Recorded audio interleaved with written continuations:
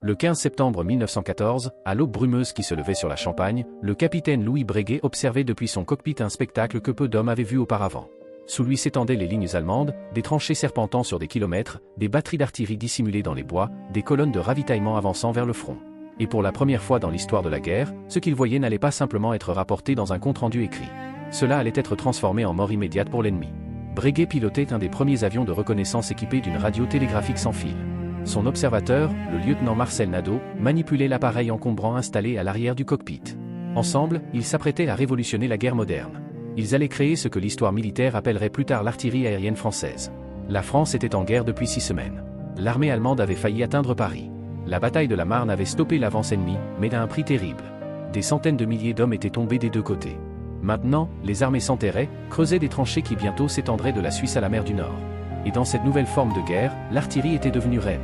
Celui qui pouvait localiser et détruire les canons ennemis gagnerait. Mais comment trouver des batteries cachées dans les forêts, dissimulées derrière des collines, camouflées avec un soin méticuleux? La réponse était dans le ciel. L'aviation militaire française avait commencé la guerre avec à peine 140 avions opérationnels. Des machines fragiles, des blériot, des Farman, des voisins, construites en bois et toile, propulsées par des moteurs qui tombaient en panne régulièrement. Les pilotes étaient considérés comme des excentriques, des casse-cou sans utilité militaire réelle. L'état-major français, comme tous les états-majors européens, voyait l'aviation comme une curiosité intéressante mais secondaire. La vraie guerre se ferait à terre, avec l'infanterie et l'artillerie. Mais quelques officiers visionnaires pensaient différemment. Le commandant Joseph Barès, officier d'artillerie et pionnier de l'aviation militaire, avait compris avant la guerre que les avions pourraient servir les canons. Son idée était révolutionnaire dans sa simplicité. Un avion survole le champ de bataille, repère une cible ennemie, transmet sa position exacte aux artilleurs français, puis observe l'impact des obus et corrige le tir jusqu'à destruction de la cible. L'artillerie aérienne transformerait les canons français en armes de précision guidées depuis les nuages. Mais entre l'idée et la réalité, il y avait un gouffre technique. Les radios de l'époque étaient primitives, lourdes, peu fiables. Les premiers essais avant-guerre avaient échoué. Les tubes à vide se brisaient avec les vibrations du moteur. Les générateurs électriques étaient trop faibles. La portée ne dépassait pas quelques kilomètres. Et surtout, personne n'avait résolu le problème du codage. Comment transmettre rapidement et précisément des coordonnées géographiques par radio télégraphique sans que l'ennemi intercepte et comprenne le message? Le lieutenant Gustave Ferrier, officier du génie et scientifique brillant, travailla jour et nuit pour résoudre ces problèmes. Ferrier était un spécialiste des transmissions sans fil. Avant la guerre, il avait installé la première station radio de la Tour Eiffel. Maintenant, il adaptait cette technologie pour l'aviation militaire.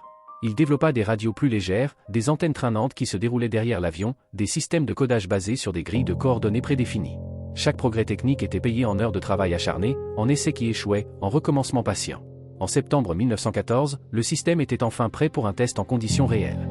Le capitaine Breguet et le lieutenant Nadeau reçurent l'ordre de localiser une batterie allemande qui bombardait les positions françaises près de Reims. Cette batterie tirait depuis 3 jours, causant de lourdes pertes. Les observateurs au sol ne pouvaient pas la repérer. Elle était trop bien camouflée, trop loin des lignes françaises. Mais depuis le ciel, elle serait visible. Breguet décolla à l'aube. Son avion, un Maurice Farman, était une machine robuste mais lente. Vitesse maximale 80 km/h. Plafond 2000 mètres. Autonomie 4 heures. À l'arrière, Nadeau vérifiait son équipement radio. L'appareil pesait 40 kg.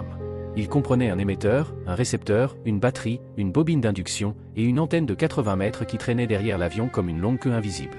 L'avion grimpa lentement vers 1500 mètres. À cette altitude, il était hors de portée des fusils allemands mais restait vulnérable aux tirs d'artillerie. Les Allemands avaient commencé à utiliser des canons spéciaux pour tirer sur les avions français. Des obus explosaient autour d'eux, créant des nuages de fumée noire. Breguet manœuvrait calmement, changeant d'altitude et de direction pour éviter les concentrations de tir. En approchant du secteur suspecté, Nadeau scrutait le sol avec ses jumelles. Les forêts françaises s'étendaient en contrebas, parsemées de clairières et de chemins forestiers. Soudain, il la vit. Un éclaircissement dans les arbres, trop régulier pour être naturel. 4 canons lourds, des obusiers de 150 mm, positionnés en carré avec leurs caissons de munitions à proximité. Des servants s'activaient autour des pièces. De la fumée s'élevait. La batterie était en train de tirer. Nadeau nota rapidement les coordonnées sur sa carte, puis composa son message en code télégraphique. Il tapa sur son manipulateur Morse. Les lettres se transformèrent en impulsions électriques qui descendirent le long de l'antenne traînante et se propagèrent dans l'atmosphère. 100 km plus loin, dans un poste d'écoute installé près du quartier général d'artillerie, un opérateur reçut le message. Il le décoda immédiatement et le transmit par téléphone au commandant de la batterie française désigné pour l'engagement. Le capitaine Henri Petitjean commandait une batterie de 12 canons de 75 mm. Le célèbre canon français, le 75 qui allait devenir légendaire, était une merveille de technologie. Cadence de tir 15 coups par minute. Portée effective 8 km. Précision remarquable. Mais même le meilleur canon au monde ne servait à rien s'il ne savait pas où tirer. Maintenant, pour la première fois, Petit-Jean recevait des coordonnées précises transmises directement depuis un avion. Il donna l'ordre de tir. Les canons tonnèrent. 12 obus de 75 mm s'envolèrent vers les lignes allemandes. Breguet maintenait l'avion en cercle lent au-dessus de la zone. Nadeau observait intensément. Les obus français tombèrent 300 mètres à droite de la cible. L'artillerie aérienne transformerait les canons français en armes de précision guidées depuis les nuages. Mais entre l'idée et la réalité, il y avait un gouffre technique. Les radios de l'époque étaient primitives, lourdes, peu fiables.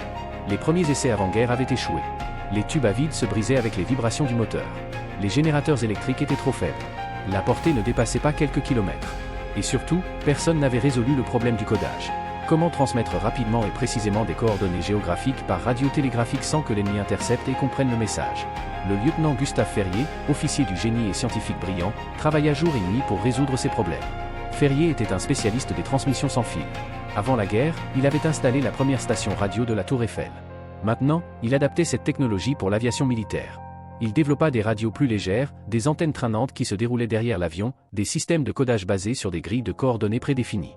Chaque progrès technique était payé en heures de travail acharné, en essais qui échouaient, en recommencement patient. En septembre 1914, le système était enfin prêt pour un test en conditions réelles. Le capitaine Breguet et le lieutenant Nadeau reçurent l'ordre de localiser une batterie allemande qui bombardait les positions françaises près de Reims. Cette batterie tirait depuis 3 jours, causant de lourdes pertes. Les observateurs au sol ne pouvaient pas la repérer. Elle était trop bien camouflée, trop loin des lignes françaises. Mais depuis le ciel, elle serait visible. Breguet décolla à l'aube.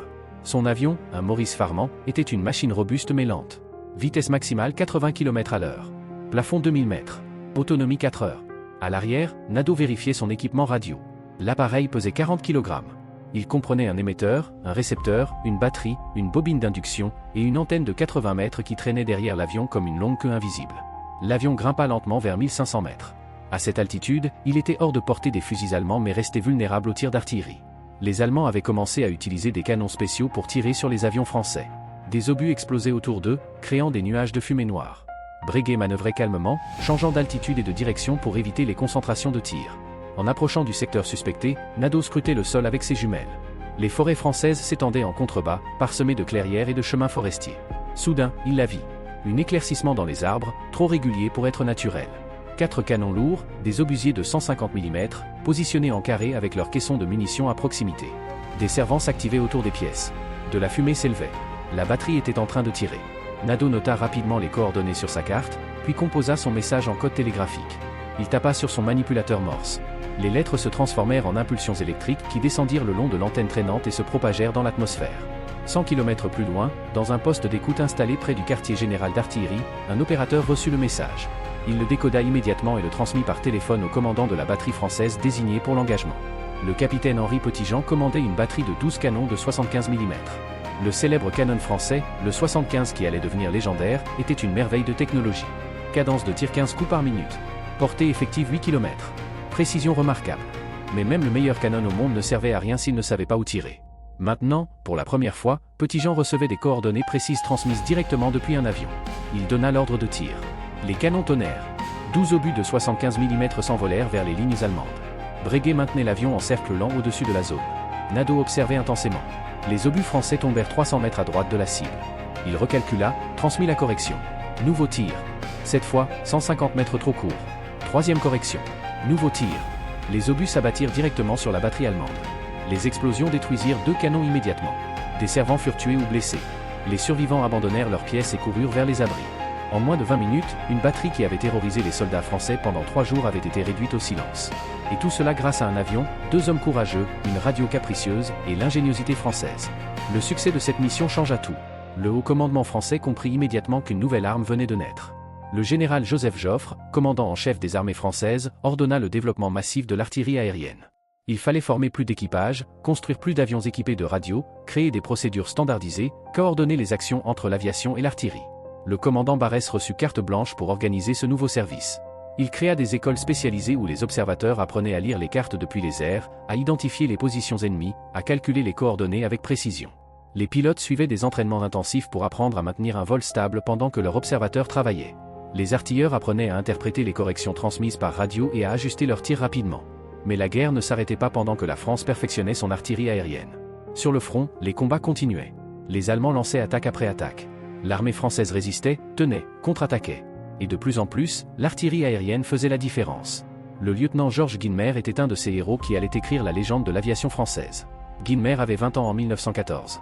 Fragile physiquement, il avait été refusé plusieurs fois par l'armée avant d'être finalement accepté comme mécanicien dans l'aviation. Mais Guynemer ne voulait pas réparer des avions. Il voulait les piloter. Il voulait combattre pour la France. Par une détermination farouche, il obtint sa licence de pilote en mars 1915. Il fut affecté à l'escadrille MS-3, une unité équipée de Morane-Saulnier type L. Ces avions étaient des monoplans rapides et manœuvrables, mais aussi dangereux à piloter. Ils avaient tendance à partir en vrille sans avertissement. Plusieurs pilotes français étaient morts aux commandes de ces machines. Mais Guynemer les maîtrisa avec un talent naturel qui étonna ses instructeurs. En juin 1915, Guynemer effectua sa première mission d'artillerie aérienne. Son observateur était le sergent Guerdet, un ancien instituteur de Bretagne qui avait appris à utiliser les radios aériennes. Leur mission était de localiser et détruire une batterie de canons lourds allemands qui bombardaient la ville de Compiègne. Ces canons tiraient depuis une position fortifiée à 15 km derrière les lignes ennemies. Guynemer décolla sous un ciel nuageux. La visibilité était mauvaise. Des nuages bas masquaient le sol par endroits. Mais il grimpa au-dessus de la couche nuageuse, puis plongea à travers un trou vers la zone cible. L'avion émergea à 1000 mètres d'altitude, directement au-dessus des positions allemandes. Les tirs antiaériens commencèrent immédiatement. Des explosions noires fleurissaient autour de l'avion. Des éclats d'obus sifflaient.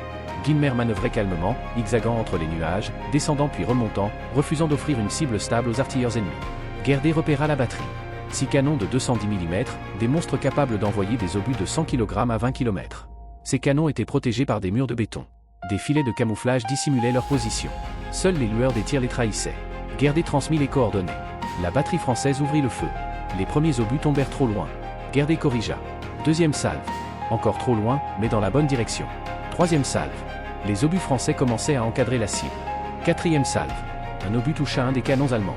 L'explosion fut visible depuis l'avion. Cinquième salve. 2 autres canons furent détruits. Les servants allemands abandonnaient leur position. Mais pendant que Guynemer et Guerdet accomplissaient leur mission, un chasseur allemand les avait repérés. Un Fokker Endecker, piloté par un A de l'aviation allemande, montait vers eux. Le Fokker était équipé d'une mitrailleuse synchronisée qui tirait à travers l'hélice. Une innovation technique qui donnait aux Allemands un avantage décisif en combat aérien. Les avions français n'avaient pas encore cette technologie. Le Fokker attaqua par derrière. Les balles sifflèrent autour du cockpit.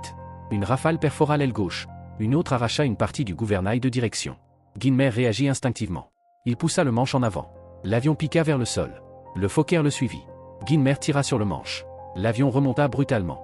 Le Fokker, lancé à grande vitesse, ne put suivre la manœuvre. Il passa en dessous du Morane-Saulnier. Maintenant c'était Guynemer qui avait l'avantage. Mais son avion n'avait pas de mitrailleuse fixe. Guerdet disposait d'un fusil mitrailleur sur affût mobile, mais le tirer en plein combat aérien était presque impossible. Guynemer n'essaya même pas de poursuivre le combat. Il plongea vers les nuages, disparut dans la brume, et mit le cap sur les lignes françaises. Le Fokker ne les poursuivit pas. L'Allemand avait probablement épuisé ses munitions. Guynemer ramena l'avion criblé de balles à la base. L'atterrissage fut brutal. Une roue avait été endommagée par les tirs. L'avion fit une embardée mais s'immobilisa finalement sans trop de dégâts supplémentaires. Guynemer et Guerdet sortirent du cockpit, épuisés, tremblants, mais vivants. Et leur mission avait été un succès. La batterie allemande était détruite. Cette mission était typique de milliers d'autres effectuées par l'aviation française pendant la Grande Guerre. Des hommes ordinaires accomplissant des choses extraordinaires. Des pilotes et des observateurs qui montaient chaque jour dans des machines fragiles, survolaient les lignes ennemies sous le feu, guidaient l'artillerie française avec une précision croissante, puis rentraient à la base si la chance était avec eux. Les pertes étaient terribles. Sur les 10 000 pilotes et observateurs qui servirent dans l'aviation française pendant la guerre, plus de 4 000 furent tués au combat ou moururent de leurs blessures. Presque 1 sur 2. C'était le taux de perte le plus élevé de toutes les armes de l'armée française. Mais il continuait. Mission après mission, jour après jour, parce qu'il savait que chaque batterie ennemie détruite, chaque concentration de troupes dispersées, sauvait des centaines de vies françaises dans les tranchées. Le développement de l'artillerie aérienne française était continu. En 1915, les ingénieurs français développèrent des radios plus légères et plus fiables. La portée passa de 10 à 30 km. Les observateurs reçurent des appareils photographiques spéciaux pour documenter leurs observations. Les photographies aériennes devinrent un outil essentiel de renseignement militaire. Le capitaine Jean Dupetit, un pionnier de la photographie aérienne, développa des techniques pour créer des mosaïques photographiques couvrant des kilomètres de front. Ces mosaïques permettaient aux officiers d'état-major d'étudier les positions ennemies en détail, de planifier des attaques, de localiser des objectifs pour l'artillerie. Dupetit effectua personnellement plus de 200 missions de reconnaissance photographique. Il fut abattu et tué en 1918, mais son travail avait révolutionné le renseignement militaire. En 1916, l'artillerie aérienne française était devenue une science précise. Les observateurs utilisaient des tables de calcul pour tenir compte du vent, de l'altitude, de la température. Ils pouvaient diriger le tir de l'artillerie française sur des cibles situées à 20 km avec une précision de quelques dizaines de mètres. C'était une révolution dans la conduite de la guerre. La bataille de la Somme, qui commença le 1er juillet 1916, démontra l'importance de l'artillerie aérienne. L'offensive française et britannique fut précédée par un bombardement d'artillerie qui dura une semaine. Plus d'1 million d'obus furent tirés sur les positions allemandes. Mais sans observation aérienne, ce bombardement aurait été largement inefficace. Les batteries allemandes se seraient simplement déplacées. Les abris souterrains auraient protégé les soldats.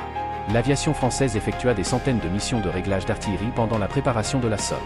Les observateurs localisèrent les batteries allemandes, les dépôts de munitions, les postes de commandement. Ils guidèrent le tir français avec une précision mortelle. Quand l'infanterie française sortit des tranchées le premier jour de la bataille, elle avança derrière un rideau de feux d'artillerie qui se déplaçait devant elle, détruisant méthodiquement les défenses allemandes. Mais les Allemands aussi apprenaient. Leur aviation militaire se développait rapidement. En 1916, ils disposaient de chasseurs performants pilotés par des redoutables. Oswald Boelck, Maxim Hellmann, Manfred von Richthofen, le Baron Rouge. Ces hommes et leurs camarades dominèrent le ciel pendant des mois. Les pertes françaises augmentèrent dramatiquement. L'escadrille N3, l'unité des cigognes qui allait devenir la plus célèbre de l'aviation française, fut créée en réponse à cette menace. Les meilleurs pilotes français furent regroupés dans cette unité. Georges Guinmer, René Fonck, Charles Ningesser, Alfred Heurtaud. Ces hommes n'étaient pas seulement des chasseurs. Ils escortaient aussi les avions d'observation et de bombardement, protégeant leurs camarades pendant qu'ils effectuaient leur mission. Le 23 mai 1917, Guinmer effectuait une mission d'escorte pour un avion d'observation qui devait régler le tir d'artillerie sur une position allemande fortifiée près de Saint-Quentin. L'avion d'observation était un Salmson 2A2, un biplan robuste mêlant, piloté par le lieutenant Marshall avec comme observateur le sergent Deschamps. Guinmer volait au-dessus d'eux dans son Spad S-13, un chasseur rapide et puissant, le meilleur avion français de l'époque. Marshall et Deschamps atteignirent leur zone d'observation et commencèrent leur travail. Deschamps repéra une batterie de canons lourds et transmit les coordonnées. L'artillerie française ouvrit le feu. Deschamps observait les impacts, calculait les corrections, transmettait les nouveaux réglages. C'était un travail qui demandait une concentration intense. Marshall maintenait l'avion en cercle régulier, essayant d'offrir la plateforme la plus stable possible. Soudain, Guinmer vit 3 chasseurs allemands qui plongeaient vers le Salmson. Des albatros des .3, peints en rouge et blanc, pilotés par des membres de la Jasta 11, l'escadrille du Baron Rouge. Guinmer poussa son moteur au maximum et plongea pour intercepter les attaquants. Il arriva juste à temps. Sa mitrailleuse cracha le feu. L'albatros de tête fut touché. De la fumée sortit de son moteur. Il partit en vrille et s'écrasa dans les lignes allemandes. Les 2 autres albatros se séparèrent. Un attaqua Guinmer. L'autre continua vers le Salmson. Un combat aérien furieux s'engagea. Guinmer et son adversaire tournoyaient l'un autour de l'autre, chacun essayant d'obtenir une position de tir. À cette altitude, à cette vitesse, un seul instant d'inattention signifiait la mort. Guinmer était un maître du combat aérien. Il connaissait son avion comme un cavalier connaît son cheval. Il anticipait chaque mouvement de l'ennemi. Après 3 minutes de combat, Guinmer réussit à se placer derrière l'albatros allemand. Une rafale courte et précise. Le chasseur ennemi explosa en vol. Guinmer n'eut pas le temps de savourer la victoire. Le 3e albatros attaquait le Salmson. Marshall manœuvrait désespérément pour éviter les rafales. Deschamps tirait avec son fusil mitrailleur mais c'était presque impossible de toucher un avion en pleine manœuvre. Guinmer arriva comme une furie. Il ne fit même pas attention à sa propre sécurité. Il plongea directement sur l'albatros, tirant sans interruption. L'Allemand, surpris par cette attaque suicidaire, essaya de se dégager. Trop tard. Les balles de Guinmer déchirèrent le fuselage de l'albatros. L'avion allemand bascula et tomba. Le Salmson était sauvé. Marshall et Deschamps purent continuer leur mission. Ils guidèrent l'artillerie française pendant encore 15 minutes jusqu'à destruction complète de la batterie allemande. Puis ils rentrèrent à la base, escortés par Guinmer qui veillait sur eux comme un ange gardien. 3 victoires en une seule mission. Une mission d'escorte parfaitement accomplie. C'était le genre de combat qui avait fait de Guinmer une légende vivante. Mais Guinmer ne se considérait pas comme un héros. Dans ses lettres à sa famille, il écrivait qu'il faisait simplement son devoir. Protéger ses camarades. Servir la France. Rien de plus, rien de moins. Cette modestie était typique des grands aviateurs français de la Grande Guerre. Ils ne cherchaient pas la gloire personnelle. Ils cherchaient la victoire pour leur pays. L'artillerie aérienne française atteignit son apogée en 1918. Les Français disposaient maintenant de milliers d'avions. Les escadrilles d'observation étaient équipées des meilleurs appareils. Les Breguet 14, robustes et fiables, devinrent le cheval de bataille de l'aviation d'observation française. Ces avions pouvaient voler pendant 4 heures, emporter des observateurs, des radios, des appareils photographiques, et se défendre efficacement contre les chasseurs ennemis grâce à leurs mitrailleuses. Les équipages français développèrent des tactiques sophistiquées. Ils volaient en formation, se protégeant mutuellement. Ils coordonnaient leurs observations pour couvrir de vastes secteurs. Ils transmettaient leurs informations non seulement à l'artillerie mais aussi à l'état-major, fournissant un tableau complet de la situation ennemie en temps réel. L'aviation française était devenue les yeux et parfois le feu de l'armée française. Le 18 juillet 1918, le général Ferdinand Foch lança la contre-offensive alliée qui allait finalement briser l'armée allemande. L'attaque commença près de Villers-Cotterêts. 2000 canons français ouvrirent le feu simultanément. Mais contrairement aux offensives précédentes, il n'y eut pas de bombardement préparatoire de plusieurs jours. L'artillerie française frappait des cibles précises, identifiées et localisées par l'aviation. Les batteries allemandes furent détruites avant même de pouvoir riposter. Les postes de commandement furent réduits au silence. Les dépôts de munitions explosèrent. L'infanterie française avança derrière un rideau de feu d'une précision extraordinaire. Les obus français tombaient à 100 mètres devant les premières lignes d'infanterie, puis avançaient progressivement, détruisant les défenses allemandes méthodiquement. Les observateurs aériens guidaient ce barrage roulant en temps réel, ajustant les tirs en fonction de la progression de l'infanterie, concentrant le feu sur les points de résistance. En 5 jours, l'armée française avança de 15 km.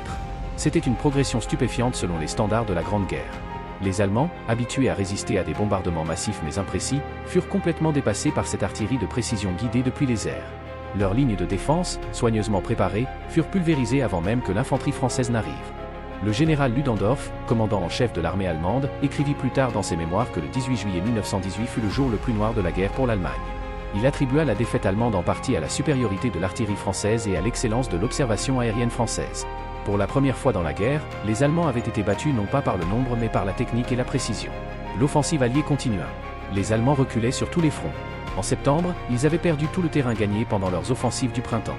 En octobre, ils demandaient un armistice. Le 11 novembre 1918, la guerre se termina. L'Allemagne avait été vaincue. L'artillerie aérienne française avait joué un rôle crucial dans cette victoire. Les statistiques sont éloquentes. En 1918, l'aviation française effectua plus de 100 000 missions de réglage d'artillerie. Ces missions guidèrent le tir de dizaines de milliers de canons français. Des millions d'obus furent tirés avec une précision qui aurait été impossible sans observation aérienne. Des milliers de batteries allemandes furent détruites, des centaines de dépôts de munitions anéantis, d'innombrables concentrations de troupes dispersées. Le coût humain de cette réussite fut terrible.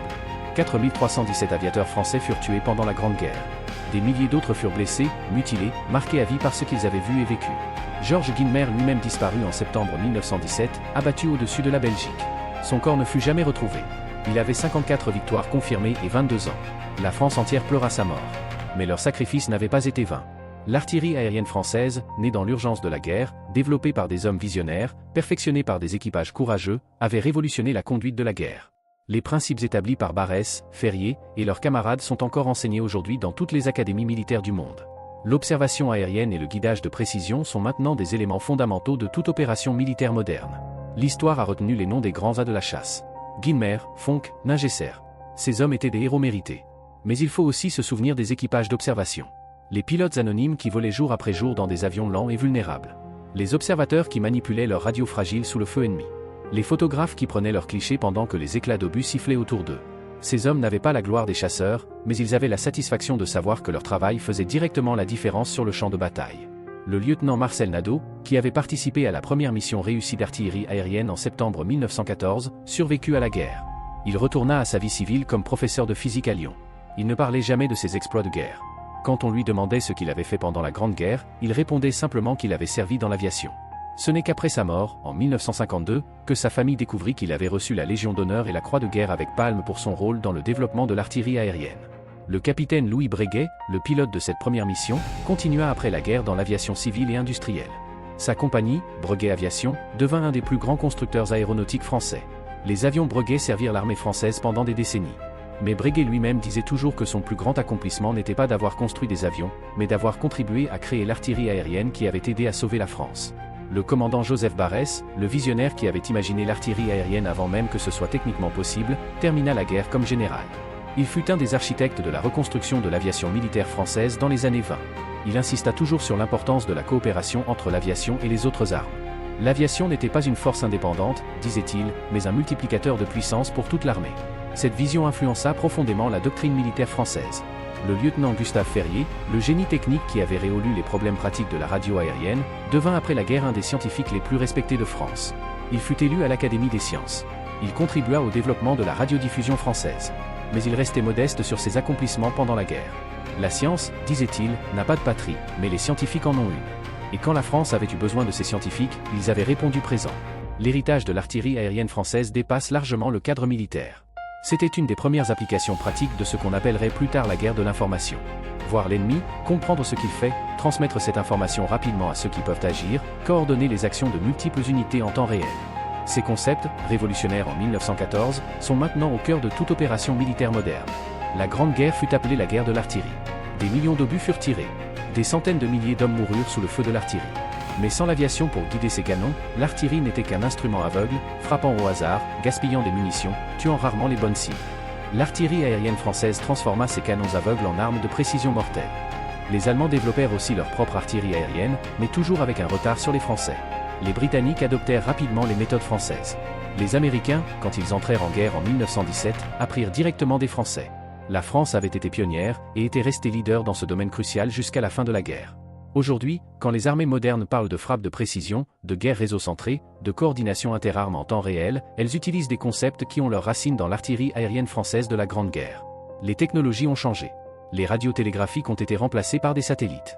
Les avions en bois et toile ont cédé la place aux drones et aux jets supersoniques. Mais les principes fondamentaux restent les mêmes. Observer, communiquer, frapper avec précision. L'histoire militaire se souvient des grandes batailles, des offensives massives, des victoires spectaculaires.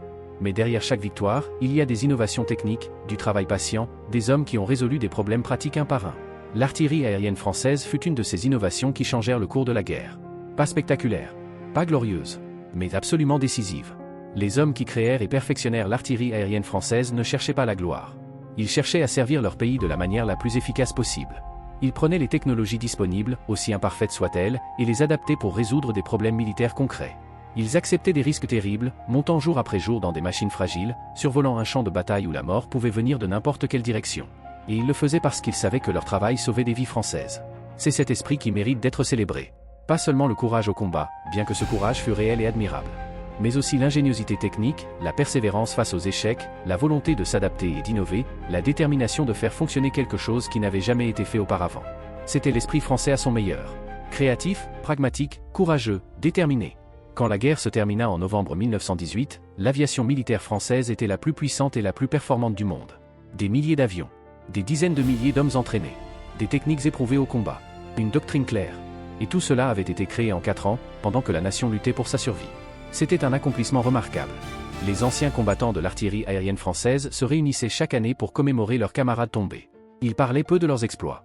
Ils se souvenaient surtout des amis perdus. Les pilotes qui n'étaient pas revenus de mission. Les observateurs tués par les éclats d'obus. Les mécaniciens morts dans des accidents au sol. Chaque victoire française avait été payée avec du sang français. Mais ils savaient aussi qu'ils avaient accompli quelque chose d'important. Ils avaient aidé à sauver la France dans son heure la plus sombre. Ils avaient contribué à vaincre un ennemi qui semblait invincible. Et ils avaient créé quelque chose de nouveau, une nouvelle façon de faire la guerre qui allait influencer tous les conflits futurs. C'était un héritage dont ils pouvaient être fiers. La France n'oublia pas ses aviateurs. Des monuments furent érigés. Des noms furent gravés dans le marbre. Des escadrilles reçurent des traditions et des emblèmes qui se perpétuent encore aujourd'hui. Mais le vrai monument de l'artillerie aérienne française, c'est la victoire de 1918. Sans ces hommes et leur innovation, la guerre aurait pu se terminer très différemment. L'artillerie aérienne française démontra que la technologie moderne, utilisée intelligemment, pouvait surmonter même les pires conditions de la guerre de tranchées. Elle prouva que l'innovation tactique et technique pouvait compenser les désavantages numériques. Elle montra que la coordination entre différentes armes était la clé de la victoire moderne. Ces leçons furent apprises au prix de milliers de vies, mais elles restent valides aujourd'hui. Quand nous pensons à la Grande Guerre, nous imaginons souvent les tranchées boueuses, les assauts désespérés, les millions de morts. Et c'est vrai, la guerre fut terrible. Mais c'était aussi une époque d'innovation intense, où des hommes confrontés à des défis sans précédent trouvèrent des solutions nouvelles. L'artillerie aérienne française fut une de ces solutions. Une victoire de l'intelligence française, du courage français, de la détermination française. Les pilotes et observateurs qui montaient chaque matin dans leurs avions ne savaient pas s'ils reviendraient. Les statistiques étaient contre eux. Mais ils montaient quand même. Parce que c'était leur devoir. Parce que leurs camarades dans les tranchées comptaient sur eux. Parce que la France avait besoin d'eux. Ce genre de dévouement ne peut pas être enseigné. Il vient de l'intérieur, d'un amour du pays si profond qu'il transcende la peur de la mort. C'est cet esprit que nous devons nous souvenir. Pas seulement les exploits individuels, aussi impressionnants soient-ils. Mais l'effort collectif. Les scientifiques qui développèrent les technologies. Les ingénieurs qui construisirent les avions. Les mécaniciens qui les maintenaient en état de vol. Les opérateurs radio qui recevaient les messages. Les artilleurs qui utilisaient les informations transmises. Tous travaillant ensemble, chacun faisant sa part, pour créer un système qui était plus grand que la somme de ses parties. L'artillerie aérienne française de la Grande Guerre nous enseigne que les grandes victoires ne viennent pas seulement de la force brute. Elles viennent de l'innovation, de l'adaptation, de la coordination. Elles viennent d'hommes ordinaires faisant des choses extraordinaires parce que leur pays en a besoin. Elles viennent du refus d'accepter la défaite, de la détermination à trouver des solutions même quand la situation semble désespérée. C'était l'esprit de la France en 1914 à 1918. Un esprit qui refusa de se soumettre malgré des épreuves terribles. Un esprit qui innova, qui s'adapta, qui persévéra. Un esprit qui finalement triompha. L'artillerie aérienne française fut une expression de cet esprit. Et son héritage continue à inspirer aujourd'hui, rappelant que la victoire appartient à ceux qui combinent le courage avec l'intelligence, la détermination avec l'innovation, et qui n'abandonnent jamais leur pays dans l'adversité.